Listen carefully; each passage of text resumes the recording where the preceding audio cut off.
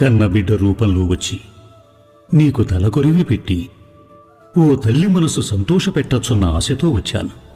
కాని తల్లి ముందు దొరికిపోయాను. ఈ దీనురాలికి అంత అదృష్టమా? నిస్వార్థమైన తల్లి కోసం ఏ దేవుడైనా దిగిరావాల్సిందే. చెట్టు ఆకుకి నీటి బొట్టుకి కరిగిపోతాడు ఈ శివుడు. అలాంటిది ద్వేషించినా దూషించినా నువ్వు తలుచుకుంది నన్నేగా తల్లి. రాకుండా ఎలా ఉంటాను? అందుకే భగవంతుడే అబ్బురపడేంత అద్భుతమైన భక్తుడిని నాకు అఖండ రూపంలో ఇచ్చావు. ఓ తల్లికిస్తున్న వరం,